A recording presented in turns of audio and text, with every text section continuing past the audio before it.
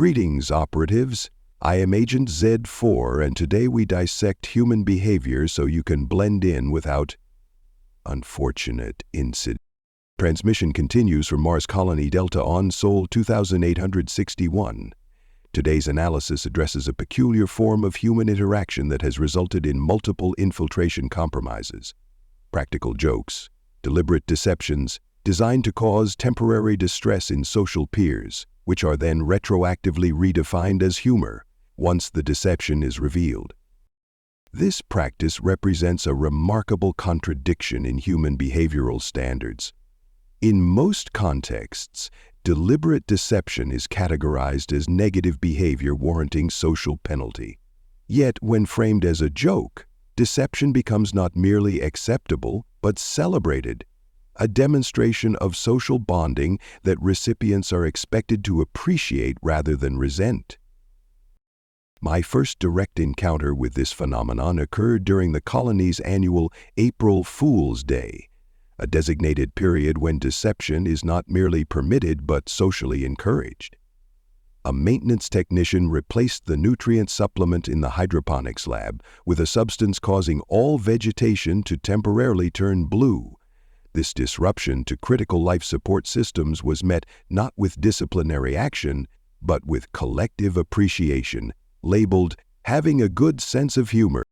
The boundaries between acceptable and unacceptable practical jokes appear governed by unwritten rules of remarkable complexity.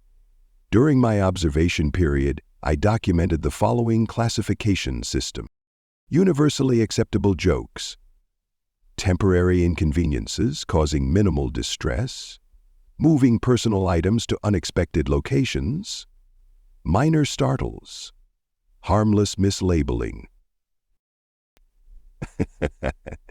Contextually acceptable jokes, actions that would normally violate social norms but are excused by specific relationship parameters or designated time periods, moderate public embarrassment of close social peers, temporary food tampering with non-toxic substances.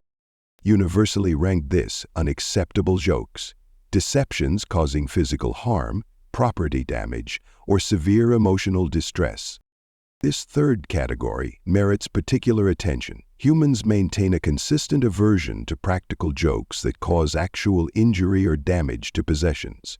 A communication specialist who manipulated a colleague's personal transportation vehicle as a prank, resulting in minor damage, was subjected to severe social penalties, including mandatory resource compensation and temporary social exclusion.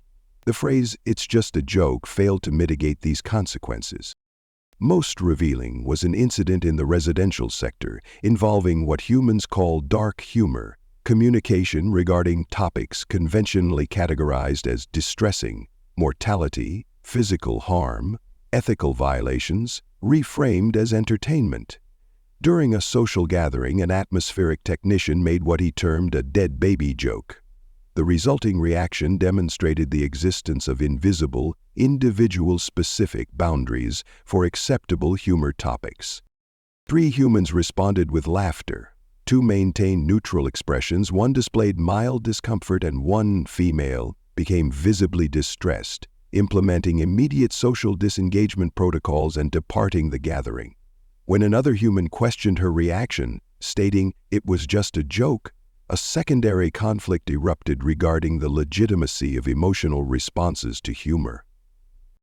This incident revealed a critical infiltration vulnerability. Humans maintain entirely subjective, undeclared boundaries for acceptable humor, yet expect others to intuitively recognize these boundaries without explicit communication. Violating these unspoken limits creates suspicion of social incompetence or deliberate malice, both detrimental to cover maintenance. Tactical recommendations for field operators. Maintain a passive response to practical jokes targeting you. The expected reaction sequence is initial surprise/distress, then recognition of the deception, then appreciation of the cleverness/effort involved, then affirmation of social bonds through shared laughter. Deviation from this sequence triggers suspicion. Critical. Never initiate practical jokes during early infiltration phases. The acceptable parameters vary significantly based on relationship status, local cultural norms, and individual sensitivity thresholds. Impossible to accurately predict without extensive observation. When observing practical jokes between humans, calibrate your response to match the majority reaction. If uncertain, a mild chuckle with the phrase, "That's pretty good," provides an acceptably neutral position. Exercise extreme caution with dark humor. Begin with mild examples and carefully escalate only after confirming recipient boundaries. The phrase, "I hope that's not crossing a line," provides a useful social safety mechanism when testing limits. Never participate in practical jokes involving medical equipment or information, life support systems, security protocols, reproductive activity, companion animals. The psychological mechanics underlying this behavior remain incompletely understood. Humans appear to use controlled, temporary distress as a means of testing and strengthening social bonds. The targeted individual's willingness to reframe a negative experience as positive demonstrates commitment to the relationship. Refusal to do so results in the accusation of not being able to take a joke, a serious social deficiency in human groups. I witnessed a particularly instructive example when a geological survey team created an elaborate deception, convincing a new team member that Mars was experiencing gravitational anomalies, requiring special walking techniques. The target performed these nonsensical movements for 3 days before discovering the truth. Despite the professional embarrassment and wasted energy expenditure, he was expected to demonstrate appreciation for this deception. His initial anger was met with disapproval until he saw the funny side, essentially, performing emotional recategorization of the experience from harmful deception to bonding ritual. His eventual participation in collective laughter about his own deception was treated as evidence of positive social integration. Most concerning to our infiltration protocols is the expectation that authentic humor reactions should be instinctive rather than calculated. During a communal viewing of entertainment media, I carefully observed the laughter patterns of surrounding humans before precisely matching their temporal and intensity parameters. Despite this synchronization, a human later commented that my laughter seemed off, and like you were waiting for permission to laugh. This suggests humans detect subtle authenticity markers in humor responses that our training has yet to adequately address. The concept of joke boundaries creates additional infiltration challenges.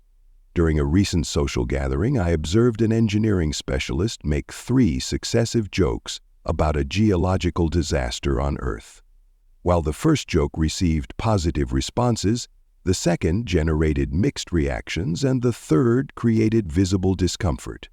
When questioned, a human explained the third joke crossed the line, but could not articulate where this line existed or how it had been determined. The phrase, "you just know," was offered as explanation, a standard impossible to operationalize in infiltration protocols. Next transmission will examine the human fixation with modifying their external appearance through fashion, a system of constantly changing aesthetic standards that requires significant resource expenditure with no apparent survival benefit. As always, this is Agent Z4 signing off. Infiltration begins now. Thank you for listening to this story. I hope you enjoyed it.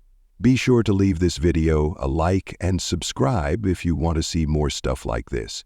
Video shares, memberships, and super thanks help the channel grow as well, so feel free to partner with this channel in that way as we grow. With that all said, thank you again for listening to the story, and thank you for your time. On the left side of your screen are some videos I think you might be interested in. I hope to see you in the next one.